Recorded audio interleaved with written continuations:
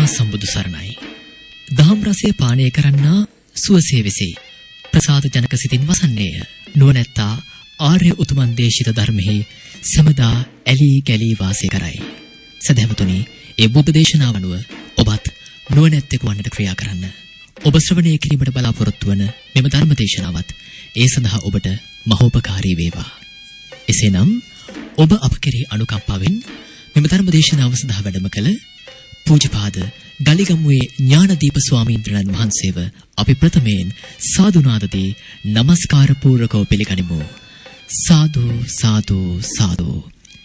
මෙම ධර්ම දේශනාව සඳහා සදහස් දායකත්වය ලබා දෙනවා බොරැල්ල පෙලෙන්ගස්තුඩුව පාර අංක 41න් 2 නිවසේ පදිංචි KP ඥානවතී පෙරේරා මෑණියන් සහ එම මෑණියන්ගේ පුත් UDC ජීවක මහතා.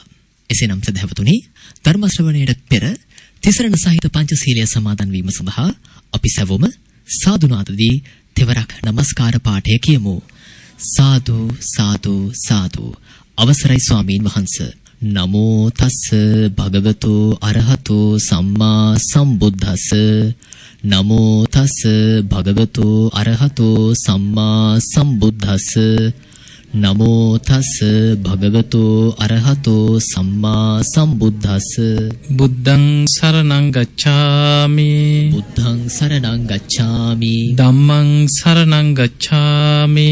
ධම්මං සරණං ගච්ඡාමි. සංඝං සරණං ගච්ඡාමි. සංඝං සරණං ගච්ඡාමි. ဒ ුතියම්පි බුද්ධං සරණං ගච්ඡාමි. ဒ ුතියම්පි බුද්ධං සරණං ගච්ඡාමි. ဒ ුතියම්පි ධම්මං සරණං ගච්ඡාමි. ဒ ුතියම්පි ධම්මං සරණං ගච්ඡාමි. ဒ ුතියම්පි සංඝං සරණං ගච්ඡාමි. ဒ ුතියම්පි සංඝං සරණං ගච්ඡාමි. තතියම්පි බුද්ධං සරණං ගච්ඡාමි. තතියම්පි බුද්ධං සරණං ගච්ඡාමි. තතියම්පි ධම්මං සරණං ගච්ඡාමි. තතියම්පි ධම්මං සරණං ගච්ඡාමි. තතියම්පි සංඝං සරණං ගච්ඡාමි. තතියම්පි සංඝං සරණං ගච්ඡාමි. පාණාතිපාතා වේරමණී සික්ඛාපදං සමාදියාමි. පාණාතිපාතා වේරමණී සික්ඛාපදං සමාදියාමි. අදින්නාදාන වේරමණී සික්ඛාපදං සමාදියාමි. අදින්නාදාන වේරමණී සික්ඛාපදං සමාදියාමි. කාමේසු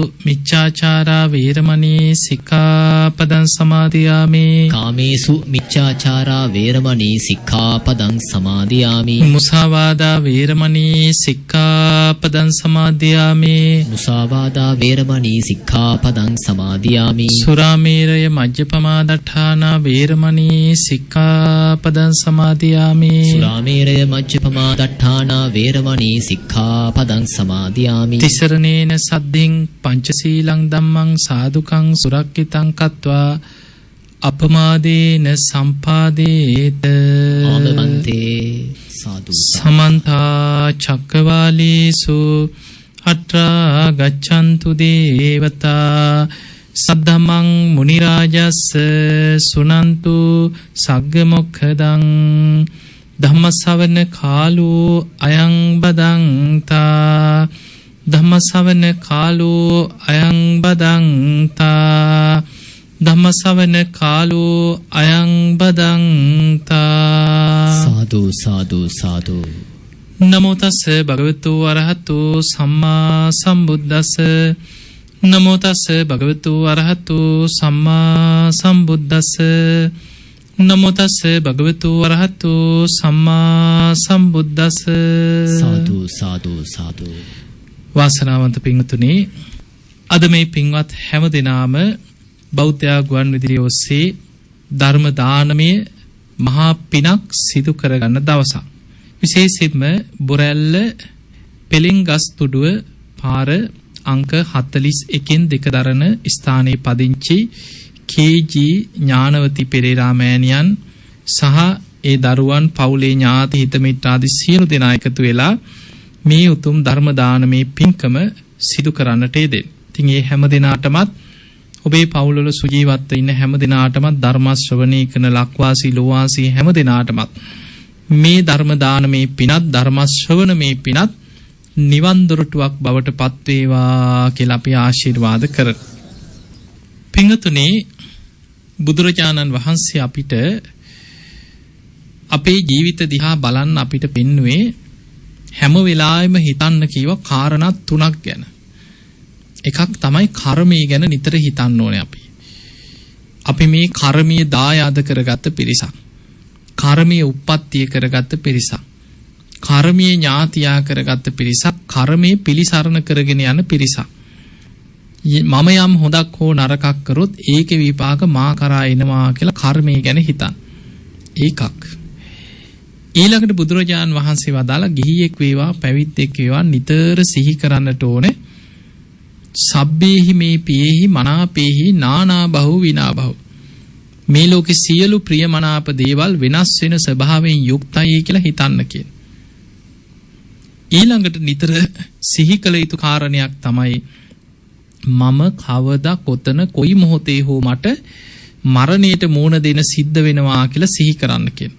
ඔන්න ඔය කරුණු තුන අපි නිතර සිහි කරන්නට ඕන. ඒ කාරණා තුන සිහි කරන කෙනා තමයි අප්‍රමාදීව ධර්මයට යොමු වෙන්නේ. මේ ධර්මයෙන් ප්‍රයෝජනයක් ගන්න, ධර්මය අල්ලගන්න. ඒ නිසා අපි කාටවත් නත්ති ජාත සමරණං කියන ඉපදුනා නම් නොමැරි ඉන්න පුළුවන් කෙනෙක් නෑ. රජෙක් වුණත්, සිටුවරයෙක් වුණත්, සක්විති රජ කෙනෙක් වුණත් කවුරුත් ඉපදුනා නම් ඒකාන්තයෙන්ම මැරෙනවා. දවසක් බුදුරජාන් වහන්සේ මුණ ගැහෙන දෙවි කෙනෙක් ඇවිල්ලා ගාථා පෙළක් කියනවා මේ විදිහට. අච්චෙන්ති කාලා කාලය වේගෙන් ගෙවිලා යනවා. තරයන්ති රත්තියෝ දවල් රෑ දෙක ඉක්මිලා යනවා. වයෝ ගුණං අනුපුබ්බං ජහන්ති මේ උපන්නා වූ සත්වයා දවසින් දවස වයසට යනවා. ඒතම් භයම් මරණේ පෙක්ඛමානෝ පුඤ්ඤානි කෛරාත සුඛා වහති. දවසින් දවස දවල් රෑ ගෙවිලා වයසට ගිහිල්ලා මරණයට ලං වෙන කෙනා මරණයේ ඉදිරියේ බය දකිමින් අප්‍රමාදීව පුඤ්ඤානි කෛරාත සුඛා වහති. ජීවිතයට සැප ගෙනත් දෙන පින් කරගත යුතුයි කියලා මේ ගාථාවෙන් කියනවා. දැන් කවුද මේ කියන්නේ? දෙවි කෙනෙක්. බුදුරජාණන් වහන්සේ ඉදිරියේ පෙනී ඉඳලා කියනවා. හැබැයි අපේ බුදුරජාණන් වහන්සේ මේ ගාථාව සම්පූර්ණයෙන්ම පිළිගත්තේ නැහැ. බුදුරජාණන් වහන්සේ වදාලා දෙවිය අච්චෙන්ති කාලා කාලයේ වේගෙන් ගෙවෙනවා. හරිද වැරදිද? ඒක හරි. ඒක පිළිගත්තා. තරයන්ති රත්තියෝ දවල් රෑ දෙකත් ඉක්මිලා යනවා ඉක්මනින්. ඒකත් හරි. වයෝ ගුණං අනුපුබ්බං ජහන්ති මේ සත්වයා දවසින් දවස වයසට යනවා මරණයට ලං වෙනවා. ඒකත් හරි. ඒතම් භයම් මරණේ පෙක්ඛමානු මරණයේ ඉදිරියේ බයක් දකින්න ඕන. ඒකත් හරි. හැබැයි පින් විතරක් කරලා නතර වෙන්න එපා කියෝ. පින් විතරක් කරලා මම පින් ටිකක් කරගත්ත ඔය මදෑ කියලා පිනෙන් සෑහීමකටපත් වෙන්න එපා කියෝ. බුදුරජාණන් වහන්සේ වදාලා මරණයේ ඉදිරියේ බය දකින කෙනා ලෝකාමිසේ අතහැරලා මේ සතර අපායෙන් මිදිලා නිවන් දකින්නම මහන්සි ගන්න කියෝ. අන්නේ අන්තිම ගාථා පදයේ බුදුරජාණන් වහන්සේ වෙනස් කරලා අර දෙවියන් කියපු කාරණේ බුදුරජාණන් වහන්සේ ආයෙමත් වෙනස් විදිහකට දේශනා කරා. එතකොට අපිට පේනවා අපේ ජීවිත ඔය ඉරණම අපි කාටත් පොදුයි. අපි ඉපදුනා නම් දවසින් දවස වයසට යනවා. දවල් රෑ ගෙවෙනවා. ගෙවෙන හැම මොහොතක් දවසක් දවල් රෑ දින සති මාස ගෙවිලා මරණයට ලං වෙනවා. අපි දන්නේ නැහැ කවදා කොතන කොයි මොහොතේ හුස්ම ටික යයිද. ඒ නිසා අපි අප්‍රමාදීව ධර්මයේ දියුණු කරගත යුතුයි. පින්වතුනි අපි චුට්ටක් විමසලා බලමු මේ මරණාසන්න ස්වභාවයත් එක්ක අපිට අත්වෙන ඉරණම බුදුරජාණන් වහන්සේ එක දවසක් උපමා කීපයකින් මේ විදිහේ ලස්සන කතාවකින් පෙන්නු. දැන් මේ උපමා වලින් සමහර අයට තේරෙන්නේ නැති දේවල් තේරෙනවා. ජීවිතේ වහපු දෙයක් ඇරලා පෙන්නනවා වගේ. අන්ධකාරේ හිටපු කෙනෙකුට පහනක් දැල්ලුවා වගේ ජීවිතේ නොසිතපු දේවල් උපමා වලින් තේරුම් ගන්න පුළුවන්. බුදුරජාණන් වහන්සේ වදාලා මහණෙනි ඔන්න දඹදිව එක බමුණෙකුට කාන්තාව බිරින්දෑවරු 3 දෙනෙක් හිටියා කියන. ඒ කාලේ බුදුරජාණන් වහන්සේ කාලේ බොහෝ බමුණන්ට එහෙම බිරින්දෑවරු එක්කෙනා දෙන්න 3-4 දෙනා ඉඳලා තියෙනවා. ඒක ඉන්දියාවේ සමාජ ස්වභාවය. එතකොට මේ බමුණට බිරින්දෑවරු 3 දෙනෙක් හිටියා. මේ බමුණ ජීවිත කාලෙම වැඩිපුරම ආදරෙන් සලකන්නේ පළවෙනි බිරිඳට. ඒ බිරිඳ ගැනමයි හිතන්නේ. ඒ බිරිඳගේ දියුණුව ගැනමයි හිතා ඉන්නේ. වෙහෙසෙන්නේ මහන්සි වෙන්නේ දුක් විඳින්නේ ඒ බිරිඳ වෙනුවෙන්මයි කැප වෙන්නේ. ඔන්න ඔහොමයි පළවෙනි බිරිඳට සලකන්නේ. ඊළඟට මේ බමුණා දෙවනි බිරිඳටත් ආදරෙන් සලකනවා. හැබැයි අච්චරම නෑ. ඒ බිරිඳ ගැනත් හිතනවා, වෙහෙසෙනවා, මහන්සි වෙනවා, කැප වෙනවා. ඒ බිරිඳගේ දියුණුව ගැනත් හිතලා වෙහෙසෙනවා, කැප වෙනවා. තුන්වෙනි බිරිඳ හිටියත් එකයි නැතත් එකයි. කිසිම සෙවිල්ලක්, බැලිල්ලක්, උත්සාහයක්, උනන්දුවක් එහෙම කිසිම හැඟීමක් නැහැ. ඔන්න ඔහොම තමයි බමුණ බිරිඳෑවරු 3 දෙනාට සලකලා තියෙන්නේ. එතකොට වැඩිපුරම ආදරෙන් සලකලා තියෙන්නේ කාටද? පළවෙනි බිරිඳට. දෙවෙනි බිරිඳටත් ඒහා සමාන මට්ටමින් ආදරෙන් සැලකුවා. එතකොට තුන්වෙනි බිරිඳට කිසිම සැලකීමක් නැහැ. හිටියත් එකයි නැතත් එකයි. ඔහොම හිටිය බමුණා බුදුරජාන් වහන්සේ වදාලා මහණෙනි ඔය බමුණා හදිසියේ බොන්න ලෙඩ වෙලා එක්තැන් වෙලා මරණාසන්න වුණා. අපි හිත මැරෙන්න වැටුණා කියලා. දැන් මරණාසන්න වෙනකොට ආසා කරපු දේවල්, ඇලුම් කරපු දේවල් අතහරින්න වෙනවා. දැන් බමුණට ඉස්සල්ලාම මතක් වෙන්නේ නැත්තේ කාවද මේ අයගෙන්? පළවෙනියටම මතක් වෙන්නේ මැරෙන්න යනකොට වැඩිපුරම ආදරෙන් හිටපු කෙනා තමයි අතහැර ගන්න අමාරුම. ඉස්සල්ලා මතක් වුණා පළවෙනි බිරිඳ. මේ බිරිඳට කතා කරලා කියනවා ප්‍රිය බිරිඳ මගේ මුළු ජීවිත කාලෙම මං ඔබ ගැන හිතුවා. ඔබ ගැන වෙහෙසුණා. ඔබේ දියුණුව ගැනමයි හිතුවේ. ඔබ වෙනුවෙන්මයි මං ජීවිතේම වෙහෙසුනේ, කැපකරේ, මහන්සි වුනේ. අනේ මං දැන් මරණාසන්න වෙලා ඉන්නේ. මං හොඳටම අසරණයි. අනේ ඔයා එනවා දැහුව මාත් එක්ක පරලොව යන්න. ඔන්න යෝජනාව. පැනලා ඉදිරිපත් වෙයිද? හරි මාත් එනවා කියලා. ඔන්න බුදුරජාන් වහන්සේ උපමා 3ක් කියනවා. පළවෙනි බිරිඳගත් කටටම කියනවා අපෝ බෑ මම නම් ඉන්න තැනින් හෙල්ලෙන්නේවත් නැහැ කිය. ඔන්න එතකොට පරලව යන්න අඬ ගහනකොට පළවෙනි බිරිඳ මොකද්ද කිව්වේ? අපෝ බෑ මම නම් ඉන්න තැනින් හෙල්ලෙන්නේවත් නැහැ කිය. දැන් බමුණට ඊළඟට මතක් වෙන්නේ කාවද? දෙවෙනි බිරිඳ මතක් වුණා. කතා කරලා කිව්වා ප්‍රිය බිරිඳ බලන්න මම මෙච්චර ආදරෙන් සලකපු පළවෙනි බිරිඳ මට මේ වගේ උත්තරයක් දුන්නා. මං ඔයා ගැනත් හිතුවා, වෙහෙසුණා, දුක් විඳා, මහන්සි වුණා. ඔබේ දියුණුව ගැනත් මම වෙහෙසුණා. අනේ ඔයාවත් එනවා දැහුව මාත් එක්ක පරලොව යන්න. දෙවෙනි බිරිඳ ටිකක් කල්පනා කරලා කිව්වා හරි මං එන්නම්. හැබැයි වල ළඟට එනකන් විතරයි කිව්ව මැරුණාම. එතකොට දෙවෙනි බිරිඳ එන්නේ කොතනටද? වල ළඟට එනකන්. එතනින් එහා නම් බෑ කියෝ. එතනට එන්නම් කියෝ ඕන්න. දැන් බමුණට අන්තිමටම එල්ලෙන්න තරක් නැති වෙනකොට ඊළඟට මතක් ඉන්නේ කාවද? අර නොසලකා හැරපු තුන්වෙනි බිරිඳ සිහි වුණා. කතා කරලා කිව්වා බිරිඳ හැබැයි මං ඔබට සලකලා නැහැ. මගේ ජීවිත කාලෙම ඔබට සැලකුවෙත් නැහැ. ඔබව නොසලකා හැරලා හිටියේ. නමුත් මං දැන් අසරණයි. අනේ මාත් එක්ක පරලොව යන්න එනවද කියලා ඇහුවා. තුන්වෙනි බිරිඳ හා කියලා ඉදිරිපත් වෙනවා. මේක උපමාව. එතකොට පළවෙනි බිරිඳ දීපු උත්තරේ මොකන්ද? අපෝ බෑ මම නම් ඉන්න තැනින් හෙල්ලෙන්නේවත් නැහැ. දෙවෙනි බිරිඳ එන්නම් කිව්වා වල ළඟට. තුන්වෙනි බිරිඳ තමයි පරලොව යන්න ඉදිරිපත් උනේ. බුදුරජාණන් වහන්සේ මේ උපමාව කියලා පෙන්නනවා මහණෙනි මේ ලෝකේ පංචකාමයන් තුල ජීවත් වෙන හැමෝටම ඔය බිරිඳෑවරු 3 දෙනාම ඉන්නවා කිව ජීවිතේ. පංචකාම සම්පත් තුල ජීවත් වෙන හැම දෙනාටම ඔය බිරිඳෑවරු 3 දෙනාම ඉන්නවා කිය. කෙනෙක්ගේ ජීවිතේ පළවෙනි බිරිඳ හා සමානයි කිව්වා භෝග සම්පත් සියල්ල. භෝග සම්පත් කියන්නේ හම්බ කරපු දේවල්. ගෙවල් දොරවල්, ඉඩ කඩම්, යාන වාහන, හම්බ කරපු සල්ලි, මිල මුදල්, ගොඩනැගිලි, රන් රිදී මුතු මැණික් ඔය ටික පළවෙනි බිරිඳට උපමා කරා. ඇයි ජීවිත කාලෙම වෙහෙසෙන්නේ මොකටද? හම්බ කරන්න. ඉගෙන ගන්න රස්සාවක් කරන්න. රස්සාවක් කරන්නේ හම්බ කරන්න. හම්බ කරලා ඉඩමක් ගන්න. ගෙයක් හදා ගන්න. තව ගෙට කොටසක් ගන්න. තව ඉඩමට කෑල්ලක් ගන්න. වාහනයක් ගන්න. සල්ලි කීයක් හරි ඉතුරු කර ගන්න. හතරම් බඩු ටිකක් ගන්න. ණය වෙලා කොහොම හරි ජීවිත කාලෙම වෙහෙසිලා මහන්සි වෙලා හම්බ කරලා ගොඩ නගා ගන්න ඕ ටික. ජීවිත කාලෙම නිදා ගන්න ගියත් හිතන්නේ ඕවා ගැන. දියුණු වෙන්නේ කොහොමද? හම්බ කරන්නේ කොහොමද? කීයක් හරි ඉතුරු කරගන්නේ කොහොමද? ඕවා තමයි හිතන්නේ. තමන්ගේ ඊඩ කඩන් ගැන, ව්‍යාපාර ගැන, යාන වාහන ගැන, හම්බ කරගත්ත ඒවා ගැන, අලුතෙන් දියුණු වෙන උපක්‍රම ගැන ඕවා ගැන තමයි හිත ඉන්නේ. එතකොට ජීවිත කාලෙම වෙහෙසිලා කැප වෙලා දුක් විඳලා ගොඩනගපු මේ භෝග සම්පත් සියල්ල අර පළවෙනි බිරිඳ මැරෙනකොට දීපු උත්තරේ මොකද්ද? අපෝ බෑ මම නම් ඉන්න තැනින් හෙල්ලෙන්නේවත් නැහැ කිය. ඔබ මැරුණා කියලා ඔබේ ගේ හෙල්ලෙනවද? ඒකේනවද පස්සේ?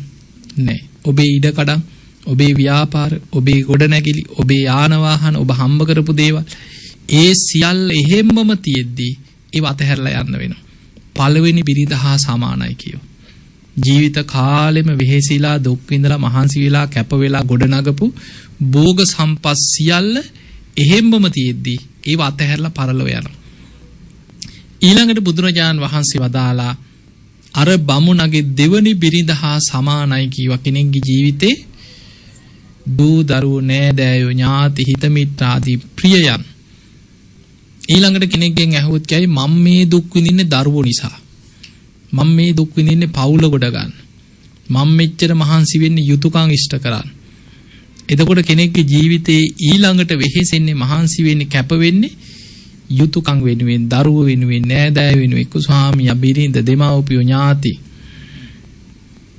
ඒ අය මරුණාට පස්සේ ඉන්නේ කොතනටද? වල ළඟට විතරයි. අර බමුණගේ දෙවනි බිරිඳ මොකද්ද දීපු උත්තරේ? මම එන්නම් කියෝ වල ළඟට ඕන්න ආණ්ඩලා පස් අහුරක් දාලා ඒ ඉච්චරයි. අර බමුණත් එක්ක පරලව යන්න ඉදිරිපත් උනේ කවුද? තුන්වෙනි බිරිඳ. බුදුරජාන් වහන්සේ වදාළ මහණෙනි කෙනෙක්ගේ ජීවිතේ තුන්වෙනි බිරිඳ හා සමානයි කීවා. තමන් රැස් කරගත්ත කුසල කර්ම ටික. එතකොට පරලව යනකොට තමන්ගේ පස්සෙන් එන්නේ රැස් කරගත්ත කුසල කර්ම ටික විතරයි. එතකොට මේ උපමාවෙන් බුදුරජාන් වහන්සේ අපිට පෙන්වුවේ පංච කාමයන් තුළ ජීවත් වෙන මිනිස්සයා වැඩිපුරම වෙහෙසෙන්නේ හම්බ කරන්න. භෝග සම්පත් වෙනුයි. හැබැයි ඒවා එහෙමම අතහැරලා යනවා. ඊළඟට වෙහෙසෙන්නේ යුතුයකම්, දරුවෝ, ඥාති. ඒ අයත් වල ළඟට විතරක් ඇවිල්ලා ආපහු හැරිලා යනවා. එතනින් ඉවරයි. හැබැයි පරලව යනකොට තමන්ගේ පස්සෙන් එන්නේ තමන් රැස් කරගත්ත කුසල කර්මත් අරගෙන තමයි සසර යන්නේ. හැබැයි මේ අර බමුණ ජීවත් වුණා වගේ මිනිස්සු මැරෙන්න වැටෙන කම්ම අර තුන්වෙනි බිරිඳට නොසලකා හැරියා වගේ පරලවක් ගැන හිතන්නේ. පස්සේ බැරිය ඕවට කල් තියෙනවා කී මැරෙන්න වැටෙනකන් ඉන්නවා. මරණාසන්න වෙනකොට හිස් අතින් පිනක් කරලා නැහැ, කුසලයක් කරලා නැහැ, සීල් රැකලා නැහැ, දන් දීලා නැහැ, රැස් කරගත්ත දෙයක් නැහැ. පරලව යන්න වෙන්නේ අකුසල් ගොඩක් එක්ක. අර බමුණට වෙච්ච දේ තමයි බොහෝ දෙනෙකුට වෙන්නේ. අන්නේ නිසා බුදුරජාණන් වහන්සේ පෙන්නනවා අපි හම්බ කරන්න වෙහෙසෙනවා වගේම යුතුයකම් ඉෂ්ට කරන්න වෙහෙසෙනවා වගේම අර බමුණ ජීවිත කාලෙම තුන්වෙනි බිරිඳට සැලකුවා නම් පරලව යනකොට හිස් අතින්ද යන්නේ නැහැ. අන්නේ නිසා තමන්ගේ ජීවිතේ මැරෙන්න වැටෙනකන් ඉන්නේ නැතුව කුසල කර්මයන් ගැන හිතන්න. අකුසල් වලින් වළකින්න, කුසල් පැත්ත වඩන්න, පින් කරගන්න. අන්න එතකොට තමයි අපිට රැකවරණයක් හැදෙන්නේ. දැන් අපි චුට්ටක් බලමු මරණාසන්න මොහොත ගැන මං චුට්ටක් ඔබට ධර්මානුකූලව පුංචි විස්තරයක් කියලා දෙන්නම්. දැන් අපි දන්නවා මිනිස්සු මැරෙනවා දැකලා ඇතිනේ ඔබ. මරණ වේදනාවක් දැනෙනවද නැද්ද මිනිස්සුන්ට මැරෙනකොට? වේදනාවක් ඒකනේ කෑ ගහන්නේ, හූ තියන්නේ, දෙවනක් කරන්නේ සමහරුනේ. මරණ වේදනාවක් දැනෙනවා. අනාථපිණ්ඩික සිටුතුමා සෝවාන් වෙච්ච කෙනෙක්, පෘථග්ජනෙක් නෙමෙයි. මේ අනාථපිණ්ඩික සිටුතුමා මරණාසන්න වෙච්ච වෙලාවේ සාරිපුත්ත මහරහතන් වහන්සේ ආනන්ද හාමුදුරුවෝ සිටු මැදුරට වඩිනවා. ඇඳ ළඟම ආසන දෙකක් පනවලා තියෙනවා. ඒ ආසනවල වැඩ ඉන්න උන්වහන්සේලා අහනවා සිටුතුමාගෙන්, සිටුතුමනි කච්චිතේ කමනියන් ඔබට ඉවසන්න පුළුවන්ද? කච්චි යාපනියන් ඔබට දරා ගන්න පුළුවන්ද? කච්චි දුක්ඛා වේදනානෝ අභික්කමන්තිනෝ පටික්කමන්ති මොකද ඔබේ වේදනා අඩු වෙනවද වැඩි වෙනවද කියලා ඇහුවා. අසනීපේ ගැන ඇහුවා. එතකොට සිටුතුමා කියන ඔන්න මරණ වේදනාව. ස්වාමීනි මගේ ඔළුව වටේට කඹයක් වෙලලා කිටි ගාලා හිර කරනවා වගේ අදිමාත්‍ර වේදනාවක් හිස ඇතුලෙන් දැනෙනවා කියෝ. උල් පිහියකින් මගේ හිස් මුදුන පලනවා වගේ වේදනාවක් මට උපදිනවා කියෝ.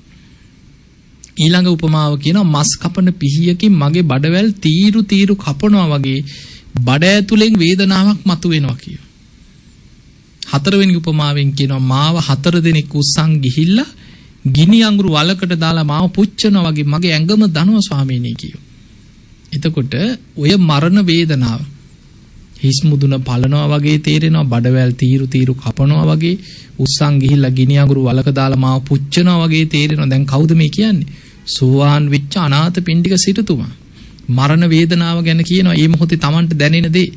එතකොට මරණාසන්න වේදනාව දැන් ඔබ හිතන්න මිනිස්සු මැරෙනවා දැකලා ඇතිනේ.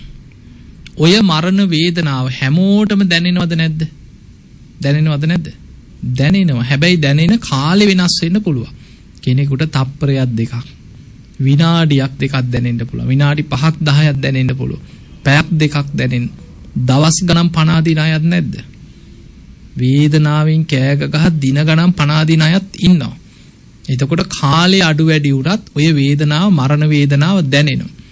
දැන් හිතන්න ධර්මීය දියුණු කරගත්ත කෙනෙක් නම් එයාට වේදනාව තුල හිත පිහිටවල හිත වඩන්න පුළුවන්. ඒක භාවනාව.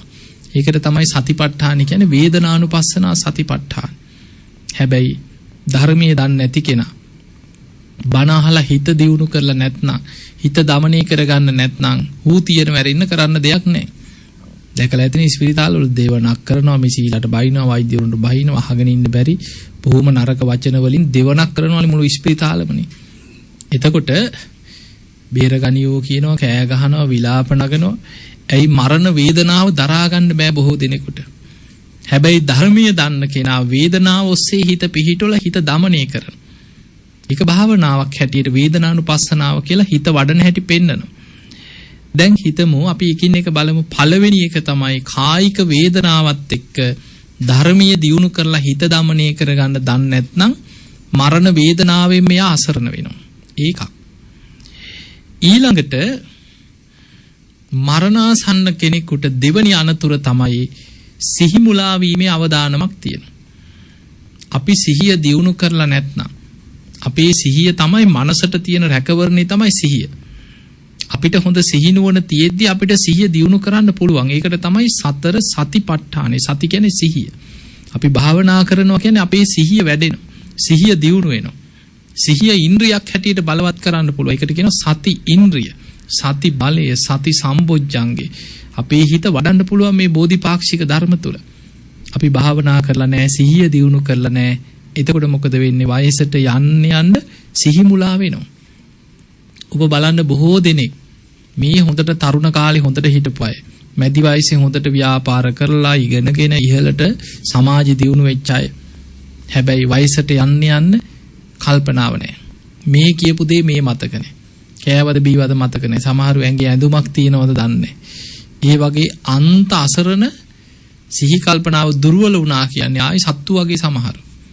අපි දැකලා තියෙනවා අපි මරණාසන්න අය ළඟට ගිහින් තියෙනවා සමහරු ඇඳන් වල බැඳලා අත් දෙකත් බැඳලා කකුල් දෙකත් බැඳලා ඒක අම්මා කෙනෙක් බලන්න මං ගියා අත් දෙක ගැට ගහලා ඇඳේ උඩු ඇඳේ කකුල් දෙක ගැට ගහලා ඇඳේ අනිත් පැත්තේ බඩ මැද්දෙන් පටියක් තියලා ඇඳට තියලා බැඳලා මම ගියාට පස්සේ අනේ හාඳුරු චූටක් කොහොම එළියෙන් ඉන්න කියලා කටත් බැඳා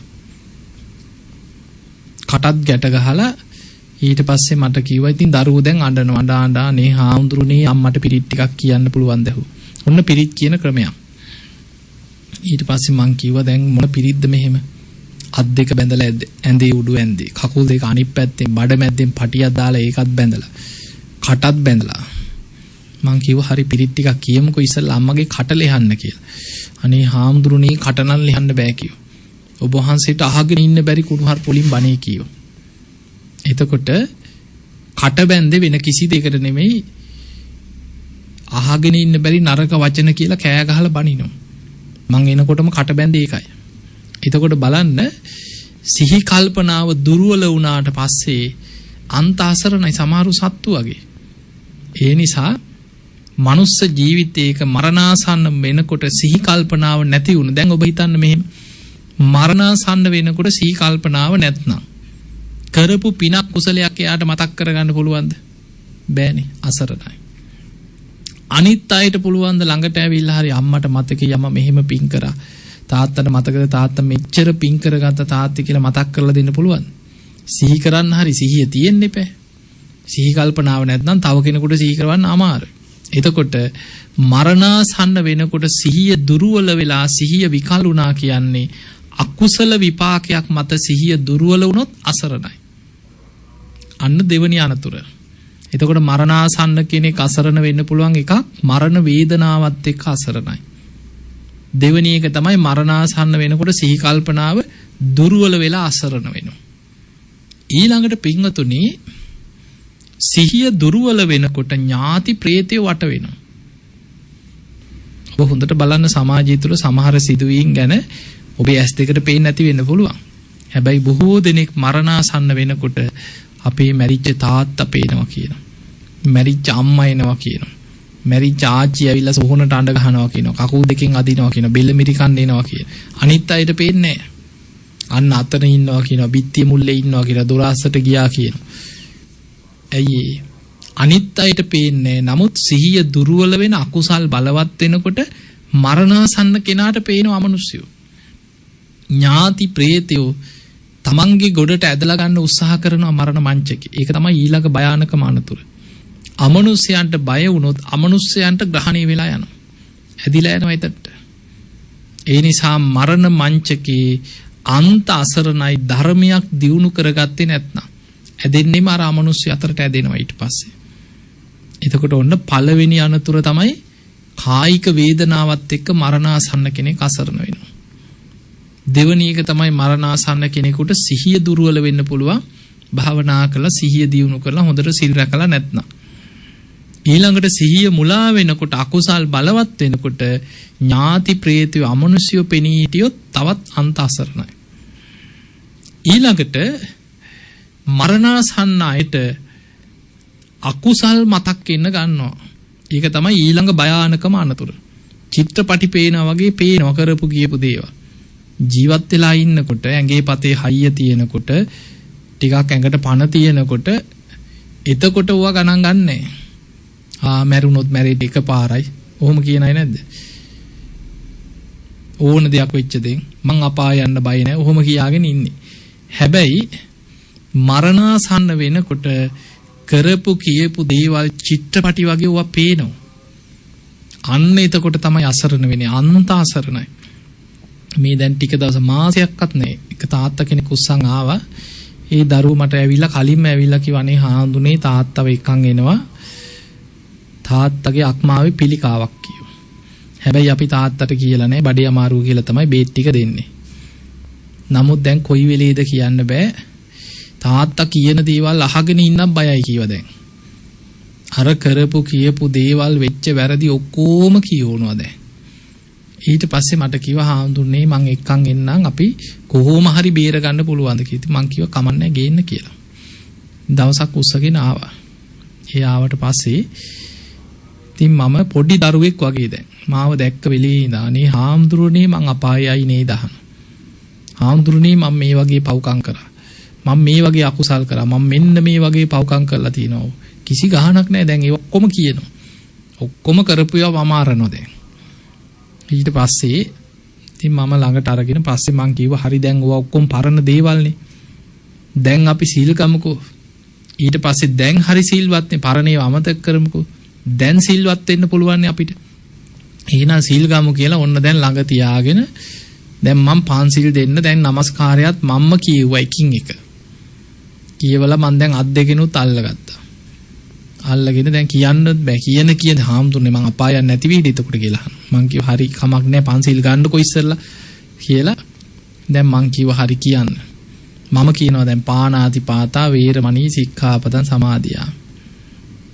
කියන්න කීවට පස්සේ කියනවා පාණාති පාතා වේරමණී අනේ හාමුදුරනේ මං සත්තු මැරුවනේ කියනවා. ශික්ෂාපදේට මතක් වෙනවා. ඊට පස්සේ ඉතින් මං හරි කියලා දැන් කේක කියවලා ඊට පස්සේ මං කියනවා හරි කියන්න දැන් අදින්නා දානා වේරමණී සික්ඛාපදං. ඒකත් කියනකොට අදින්නා දානා වේරමණී අනේ හාමුදුරනේ මං හොරකම් කරලා තියෙනවා කියනවා. ඔන්න බලන්න මරණ මංචකේ අසරණ වෙන අසරණ වෙilla. පන්සිල් ටික දී ගන්න බෑ. කරපු කියපු දේවල් චිත්‍රපටි වගේ හිතට ගලනවා. ඒවා එක එක මතක් වෙනවා, පේනවා Tamanට. දැන් හිතන්න මරණ මංචකේ ඔහොම අකුසල් බලවත් වුණොත් ආයි සුගතිය කියා ගන්න පුළුවන්ද? අන්ත අසරණයි. ඒ නිසා මරණාසන්න කෙනෙක් අසරණ වෙන ඊළඟ භයානකම දේ තමයි තමන්ම කරපු අකුසල් Tamanට සිහි වෙනවා. ඒකට හේතුව අපේ හිත අකුසල මූලයන් තුල තියෙන්නේ. කුසල මූලයන් තුල නෙමෙයි. අපි මේ සංසාරේ ඉපදී යන්නේ කුසල මූලයන්ගෙන් හටගත්ත හිතක් නිසා නෙමෙයි. අපේ විඥානයේ අකුසල මූලයන් තුල පිහිටලා තියෙන. එතකොට අකුසල් තුල පිහිටපු හිත ඇදෙන්නේ අකුසලයට, කුසලයට නෙමෙයි. හිත ඇදෙන්නෙම අපාය පැත්තට. ඒකයි සතර අපාය මහා ගෙදර වගේ අපායටම නැඹුරු වෙච්ච ජීවිතයක් අපිට තියෙන. හැම වෙලාවෙම හිත කෙලෙස් පැත්තට ඇදී යනවා. ආපස්සට හරවනවා කියන්නේ උත්සාහයෙන් වීරියෙන් නුවණින් ආතාපි සම්පජානෝ සතිමා. ලොකු උත්සාහයක් තියෙන්න ඕන, වීරියක් තියෙන්න ඕන, නුවණක් තියෙන්න ඕන. හොඳට සතිපට්ඨානෙ සිහිය පිහිටවාගෙන සිල් සමාදන් වෙලා ගුණධර්ම පුරමින් ආපස්සට හරියට උඩුගම් බලා යනවා වගේ ගමනක් ධර්මයට හිතක් හරවනවා කියන්නේ අමාරුයි. ඒ නිසා අකුසලයේ පිහිටපු හිත අකුසලයට තමයි යදෙන්නේ. මරණ මංචකේ කරපු පිනක් සිහි කරගන්න අමාරුයි. හැබැයි අකුසල් සිහි කරගන්න ලේසි. මොකද අකුසලයේ පිහිටපු හිත අකුසලයටම ඇදිලා යනවා. කොච්චර පිනක් මතක් කරලා දුන්නත් ආයිත් මතක් වෙන්නේ අකුසලේ. දැන් ඔය කියපු ටික දැන් කීපයක් කියලා දුන්නානේ. මරණාසන්න කෙනෙක් අසරණ වෙනවා එකක්. මරණ වේදනාව, කායික වේදනාවත් එක්ක අසරණ. ඊළඟට සිහි මුලා වුණොත් අන්ත අසරණයි මරණ මංචකේ. ඊළඟට අමනුෂ්‍යව වට කරගත්තොත්, මැරිච්ච ඥාති ප්‍රේතයෝ පේන්න පටන් ගත්තොත් එතරම් අසරණයි. ඊළඟට තමන්ම කරපු අකුසල් තමන්ට චිත්‍රපටි පේනා වගේ පේන්න පටන් ගත්තොත් තවත් අසරණයි. ඔයිටත් වැඩි අසරණ වෙන තැනක් තමයි පිය විප්පයෝගෝ දුක්ඛෝ. ඒ මොකද්ද? ප්‍රියයන්ගෙන් වෙන්වීමේ දුක. ඒක වර්තමානයේ අපි ජීවත් වෙන අපේ සමාජයේ තුල බටහිර ලෝකයට වඩා අපි දරුවන්ට, දරුවන්ගේ දරුවන්ට, නෑදෑයන්ට මුළු හත්මුතු පරම්පරාවල් වලට මිනිස්සු බැඳිලානේ ඉන්නේනේ. හැමෝම ගැන දරුවන්ගේ දරුවෝ ගැනත් හිතනවා. එතකොට මේ තියෙන බැඳීම් එක්ක ගත්තහම මරණාසන්න මොහොතේ බොහෝ දෙනෙකුට අතහැර ගන්නවා කියන්නේ අමාරුම දෙයක්. දැන් ඔබට නිකන් තේරෙන්න මං කියනවා මෙහෙම. දැන් ඔබ හිතන්න ඔබට අපේ පවුල් වල මිය පරලොව ගිය අය ගැන නිකන් හිතන්න. කවුරු හරි අම්මා තාත්තා සහෝදරයෙක් ඥාතියෙක් හරි ඔබ ආදරෙන් හිටපු කෙනෙක් නැති වෙච්ච දවසක අසවලා නැති වුණා කියලා දැනගත්තාම එකපාරට ඔබට මොකද වෙන්නේ? අපි අඬනවා, වැළපෙනවා, හූ තියනවා, සමහරු සිහි නැතුව වැටෙනවා. සමහරුන්ට පපුවේ අමාරු හැදෙනවා, දරා ගන්න බැරි වෙනවා. මලකෙවල් වල අඬන හැටි දැකලා ඇතිනේ මිනිස්සුනේ. ඇයි මේ අඬන්නේ? පිය විප්පයෝගෝ දුක්ඛෝ. ඇයි කෙනෙක් මැරුණාම අඬන්නේ? ප්‍රියයන්ගෙන් වෙන්වීමේ දුක. ඒක ආර්ය සත්‍යයක්. ඒක දුක්ඛාරය සත්‍යයට අයිති දෙයක්. එතකොට අපි කෙනෙක් මැරුණා කියලා අපි එච්චර අඬනවා, වැළපෙනවා, හූ තියනවා, දෙවනක් කරනවා. දැන් හිතන්න ඒ අඬන වැළපෙන කෙනාට නැති වෙලා තියෙන කී දෙනයිද? එක්කෙනයි. තමනුත් ජීවත් වෙලා ඉන්නවා, තමන්ගේ අනිත් සියලු දෙනා, තමන්ගේ ව්‍යාපාර, හම්බ කරපු දේවල්, දීපල, ගොඩනැගිලි, ඒ සියල්ල තමන්ට තියෙද්දී තමන් ප්‍රිය කරපු එක්කෙනෙක් තමන්ට අහිමි වෙලා ඉච්චර අඬනවා, වැළපෙනවා, හූ තියනවා, දෙවනක් කරනවා. හැබැයි මරණ මංචකේ ඉන්න කෙනා දරුවෝ 10ක් නම් 10ම අතහරින්න ඕනේ. අඬන කෙනාට අතහරින්න ඕනේ එක්කෙනයි. මරණ මංචකේ ඉන්න කෙනාට නෑදෑයෝ, යාළු, හිත මිත්‍රයෝ 100ක් නම් 100ම අතහරින්න ඕනේ. හම්බ කරපු දේවල්, ගෙවල් දොරවල්, තමන්ගේ ව්‍යාපාර, මෙලව ගොඩනගපු සියල්ල අතහරින්න ඕනේ. යන්නේ කොහෙද කියලා දන්නෙත් නෑ. එතකොට ඔබ හිතන්න කෙනෙක් මැරෙන්න යනකොට හරි මැරුණා කියලා හරි අඬන වැළපෙන කෙනෙකුට වඩා 100,000 ගුණයක වේදනාවක් දැනෙන්නේ කාටද?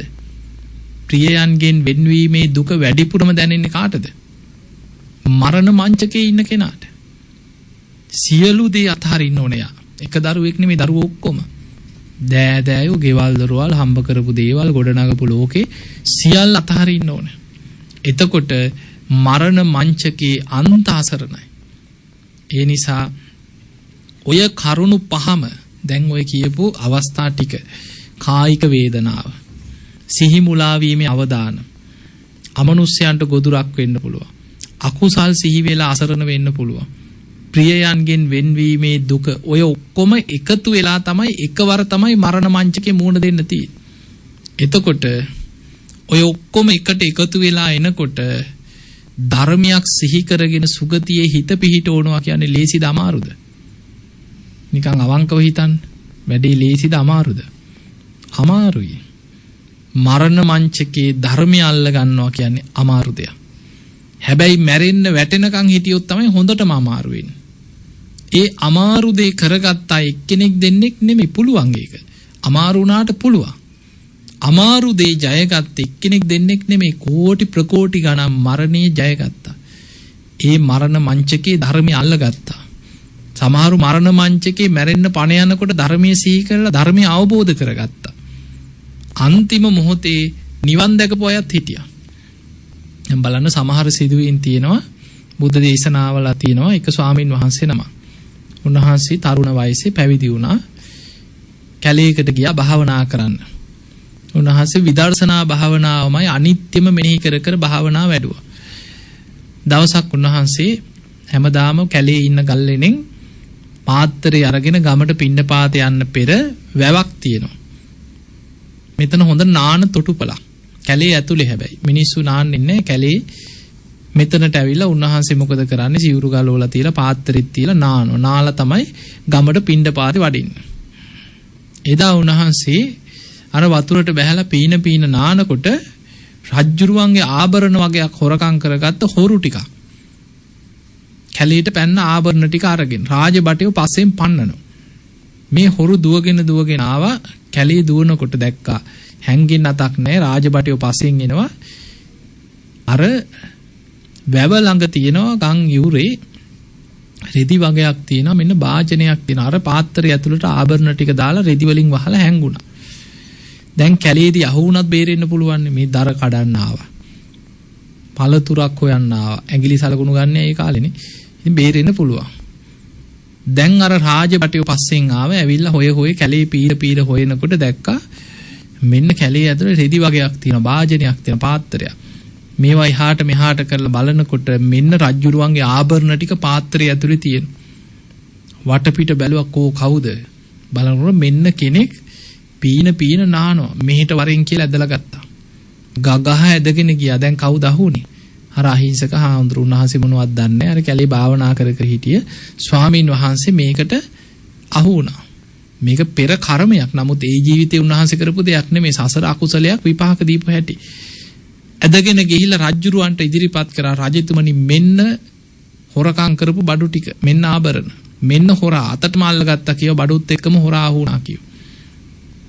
රජ්ජුරුවෝ ඒ වෙලාවෙම අන කරා උල තියලා මරාපන් කියව.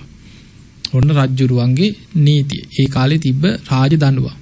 දැන් මොකද කරේ? අර ස්වාමීන් වහන්සේගේ බෙල්ලට රතු මල් මාලාවක් දාලා කස පහර දිදී නගරේ ඇදගෙන ගිහිල්ලා උල තියෙන තැනට ගෙනහිල්ලා උල උඩ ඉඳෙව්වා. දැන් හිතන්න ඇඟ පසාරු කරගෙන උලක් ඇඟ ඇතුළට බහිනකොට ධර්මයේ සිහි කරන්න ලේසිද අමාරුද? අමාරුයි. උල උඩ ඉඳෝපු වෙලාවේ උන්වහන්සේගේ ඇඟට දැන් උල බහිනකොට විශාල වේදනාවක්. ඒ වෙලාවෙම සිහි වුණ අනේ බුදුරජාන් වහන්සේගේ ධර්මයේ කොච්චර සත්‍යයක්ද? ඉපදීම දුකයි කියලා නේද උන්වහන්සේ දේශනා කරේ. ඉපදිච්ච නිසා නේද මම මේ වගේ දුක් විඳින්නේ කියලා හිතුණා. ඒ සිතුවිල්ල හිතනකොටම එදා ජේතවනේ වැඩ සිටිය බුදුරජාන් වහන්සේට අරමුණු වුණා. උන්වහන්සේ ගන්ධ කුටියේ වැඩ සිටියේ. උන්වහන්සේට අරමුණු වුණා ඈත ප්‍රදේශයක කැලේක භාවනා කරපු තමන් වහන්සේගේ ශිෂ්‍ය භික්ෂුවක් උල උඩ ඉඳවල පෙර අකුසලයක්. හැබැයි උන්වහන්සේට නිවන් දකින්න තාම වෙලාව තියෙනවා. බුදුරජාණන් වහන්සේ සැනින් අදිෂ්ඨානෙන් බුදුරුවක් මවල පෙනී හිටියා. උන්වහන්සේ ඉදිරියේ පෙනී ඉඳලා බුදුරජාණන් වහන්සේ අහනවා භික්ෂුව ඔය රූපය නිට්ටයද අනිත්‍යද ඇහුවා. සතර මහා ධාතුන්ගෙන් හටගත්ත මේ ශරීරයේ රූපය නිට්ටයද අනිත්‍යද? අනිච්චම් බන්ති අනිත්‍යයි ස්වාමීනි කිය. එහෙමනම් අනිත්‍ය වූ රූපේ නිසා ඔබට ඇති වෙන්නේ සැපක්ද දුකක්ද? දුක්ඛම් බන්ති දුකයි ස්වාමීනි කිය. එහෙමනම් මේ රූපය මම මගේ ආත්මයයි කියලා මට ඕන විදියට පවත්වන්න පුළුවන්. නොහේතම් බන්ති ස්වාමීනි නෑ මේක අනාත්මයි කිය. එහෙමනම් මේ රූපය අනිත්‍යයි දුකයි අනාත්මයි කියලා විමසන්න කිය. ඔය විදියට වේදනා සංඥා සංඛාර විඥාන ගැන බුදුරජාණන් වහන්සේ අනිත්‍ය දුක්ඛ අනාත්ම වශයෙන් විදර්ශනා වඩන හැටි පෙනී ඉඳලා දහම් දෙසුවා. ඒ සැනින් උන්වහන්සේ මනෝමය ශරීරයකින් පෙනී ඉඳලා අතුරුදහන් වුණා. අර උල ඇඟ පසාරු කරගෙන බහිනකොට උන්වහන්සේ උල උඩම මේ ආයතන 6 ගැන පංච උපාදානස්කන්ධය ගැන අනිත්‍යම මෙනෙහි කරලා උල උඩම රහත් වුණා. උල උඩම පිරිනිවන් පෑවා. මේ බුද්ධ ශාසනයේ රහත් වෙච්ච රහතන් වහන්සේ නමකගේ ජීවිත කතාවක්. උන්වහන්සේ උල උඩමයි රහත් උනේ. ඒ මොහොතේම එතනම පිරිනිවන් පෑවා. අන්තිමටම මැරෙන්න ඔන්න මෙන්න තියලා තමයි හිත කෙලෙසුන්ගෙන් මිදලා එතනම පිරිනිවන් පෑ. එතකොට බලන්න කොයිතරම් අසීරු වෙලාවකද නිකන් ඇඳක පණ යනවා වගේ නෙමෙයිනේ නේ. උල උඩ මේක දඬුවමක්නේ. නොකල වැරද්දක් අනික. වෙන කෙනෙක් නම් මං කරේ නෑ ඇයි මට මෙහෙම වුනේ අපි ඕන් ඔච්චර සීල් රැකලා අපිට වෙච්ච හිනේ කියලා එහෙමනේ හිතන්නේ නේ. දැන් උන්වහන්සේ මේ කැලේට වෙලා හොඳට සීල් රැකලා බණ භාවනා කරගෙන හොඳට ගුණධර්ම වඩාගෙන හිටපු ස්වාමීන් වහන්සේ නමක් නෙමෙයි නොකල වැරද්දකටනේ අහුනේ. ඒ වගේ මේ සමාජ ජීවත් වෙනකොට අපි සාධාරණත්වයක් කොහෙවත් නැහැ. එහෙම හොයන්න නැහැ. මොකද අපි ඉන්නේ අකුසල් වලින් යුක්ත ලෝකෙක. රාග, ద్వේෂ, මෝහ කියන අකුසල් පිරිච්ච මිනිස්සු එක්ක අපි ජීවත් වෙන්නේ. මායයට වසඟ වෙච්ච ලෝකයක් මේ. කෙලෙස් එක්ක ජීවත් වෙන ලෝකයක්. එතකොට මේ මායයට බැඳිලා ගිය පංචකාමයන් තුල ජීවත් වෙච්ච රාග, ద్వේෂ, මෝහ කියන අකුසල් බලවත් වෙච්ච අනික දැන් එන්න මිනිස්සුන්ගේ ආයුෂ පිරිහිලා මෘග සංඥා පහළ වෙන තැනට යන ලෝකයක සාධාරණත්වයක් හොයන්න පුළුවන්ද අපිට? ඒ නිසා ජීවත් වෙලා ඉන්න තාක්කල් නොකර වැරදි වලට අහු වෙන්න පුළුවන්. බොරු වැරදි වලට අහු කරලා දෙන්න පුළුවන්. ඒ නිසා එවැනි අසාධාරණකම් ලෝකේ අපිට මෝන දෙන්න සිද්ධ වෙනවා. දැන් නිකන් හිතන්න මෙහෙම ඔබ දන්නවා සේරි වාණිජ කතාව අහලා ඇතිනේ අපේ බෝසතාණන් වහන්සේට අර දේවදත්ත රන්තැලියකට වෛර බැන්දේ. එතකොට ඒ කතාවේ අපේ බෝසතාණන් වහන්සේ එදා සාධාරණ වෙලෙන්දා රන්තැලියට සාධාරණ මිල ගෙවලා සාධාරණ වෙළඳාමක් කරා. හැබැයි අසාධාරණ වෙලෙන්දා වෛර බැන්දාද නැද්ද? වෛර බැන්දා. වෛර බැඳගෙන පස්සෙන් ඇවිල්ලා සාප කරා මං සංසාරේ උඹේ පස්සෙන් එනවා කියලා. සසර නිවන් දකින්නකන් දේවදත්ත පලිගන්න ආවේ ඔය වෛරේ පටන් ගත්තේ උතනේ. එතකොට අපිට පේනවා කෙනෙක් සාධාරණව ජීවත් වෙනකොට අසාධාරණ වෙලෙන්ද වෛර බඳින්න පුළුවන්. කෙනෙක් සීල් රකින්නකොට දුස්සීලව වෛර කරනවා සීලවතුන්ට. Tamanට සීල් ටික රැක ගන්න බැරි වෙනකොට සීල් රකින්න කෙනාට ඊර්ෂ්‍යා කරන වෛර කරන සමාජයක්. භාවනා කරන කෙනාට භාවනා වැඩෙන්නේ නැති කෙනා වෛර කරනවා. කරගන්න බැරි කෙනා. තව කෙනෙක් ඩම්පින්කම් කරනවා දැක්කහම Tamanට කරගන්න බෑ. Tamanට හිත නැමෙන්නේ ඩම්පින්කම් කරන අයට බනිනවා. ඒක තමයි සමාජයේ හැටි. ඒ නිසා එවැනි ලෝකයක ජීවත් වෙනකොට අපිට හැමදාම අසාධාරණකම් ඕවා තමයි ලෝකේ තියෙන්නේ. ඒකනේ අපි මේ සසර දුකක් කියලා මේකෙන් මිදෙන්න මහන්සි ගන්න. අපිට ඕන විදිහට සාධාරණ යුක්තිය ඕවා තියෙන චිත්‍රපටිවල. ඒ ඇරෙන්න මේ ලෝකේ අපි ජීවත් වෙන ලෝකේ තියෙන්නේ කෙලෙස් එක්ක තියෙන අකුසල් බලවත් වෙච්ච මායයට වසඟ වෙච්ච ලෝකයක් මේ. ඒ නිසා මේ සසරෙන් මිදෙන්නයි නුවණැති කෙනා වීරිය වඩන්නේ. අන්න ඒ නිසා හැම වෙලාවෙම මරණය ගැන හිතන්න. ඒක භාවනාව. බුදුරජාන් වහන්සේ පෙන්වුවේ මරණ සතිය කියන්නේ භාවනාව. දැන් මම මැරුණොත් කොහේ යයිද? අන්න හිතන්න ඕනේ දේ. මේ ජීවත් වෙන ක්‍රමයට ඉඳලා හදිසියේ හරි දැන් මම මැරුණොත් මම මොනවද කරගෙන තියෙන්නේ? අන්න එහෙම Taman දිහා බලන්න. එතකොට Tamanට Taman ගැන ඇති වෙනවා මම තාම සතර අපායෙන් මිදිලා නැහැ. මම මේ වගේ අකුසල් කරගෙන තියෙනවා. බැරි වෙලාවත් මට මරණ මංචකේ අපායගාමී අකුසලයක් බලවත් වෙලා අපායකට මම වැටුනොත් කවුද මාව බේරගන්නේ? අන්න යාට අපාය බය උපදිනවා. මරණ සතිය වඩන කෙනා තමයි අපාය බය දකින්නේ. එයා තමයි අප්‍රමාදීව ධර්මය අල්ලන්නේ. අන්න යා වීරියෙන් සද්ධාව දියුණු කරනවා. මැරෙන්න කලින් කොහොම හරි මං සද්ධාව දියුණු කරගන්නවා කියලා හොඳට තුනුරුවන් ගුණ සිහි කර කර සද්ධාව බලවත් කරනවා. දැන් මම මැරුණොත් කොහේ යයිද කියලා විමසන කෙනා තමයි හොඳට සීල් රකින්නේ. එයා හොඳට සීල් රකිනවා.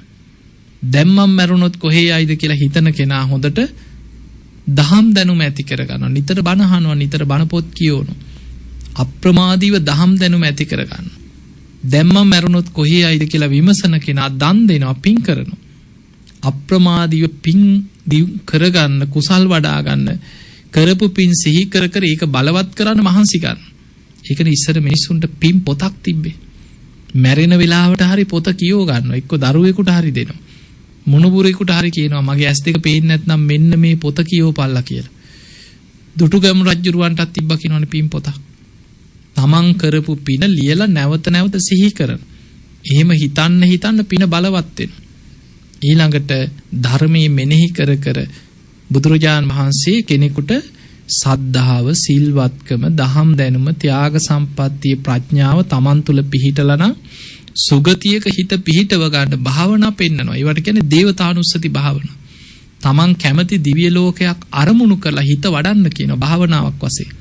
ඒකට කියන්නේ දේවතානුස්සති භාවනාව. ඒ නිසා පින්වතුනි මේ මනුස්ස ජීවිතයක් ලැබිච්ච වෙලාවේ අප්‍රමාදීව ධර්මයේ දියුණු කරගන්න. හුස්ම ටික ගියාට පස්සේ කාටවත් බේරන්න බෑ. නතම් මාතා පිතා කයිද. අම්මා තාත්තට ඔබ අපායෙන් බේරන්න පුළුවන්ද? පුළුවන්ද? පුළුවන් කමක් නැහැ. අඤ්ඤේ වාපිත ඥාතක. අන්‍ය වූ නෑදෑයෙකුට ඥාතියෙකුට පුළුවන්ද මේ අපේ කෙනා? එයාට අපාය යන්න දෙන්න බෑ කියලා නවත්තන්න පුළුවන්ද? එහෙම නවත්තන්න බෑ. නෑදෑයන්ට බේරන්නත් බෑ. සම්මා පනීහිතං චිත්තං. තමන් උත්සාහයෙන් වීරියෙන් ධර්මයේ දියුණු කරොත් සෙය්‍යසෝනං තතෝ කරෝ. ධර්මයෙන් තමන් ශ්‍රේෂ්ඨත්වයට පත් වෙනවා. ඒ නිසා ඔබමයි මේක කරගත යුත්තේ. කාටවත් කරන්න බෑ. බුදුරජාන් වහන්සේ පෙන්නනවා තුම් හේ කිච්ඡං ආතප්පං. මහණෙනි ඔබමයි මේක කරගන්න තියෙන. අක්ඛාතාරෝ තථාගතා. බුදුරජාණන් වහන්සේලාත් කරන්නේ මඟ පෙන්නනවා, පාර කියලා දෙනවා විතරයි. මඟ පෙන්නනවා. මෙන්න මේ මාර්ගය යන්න.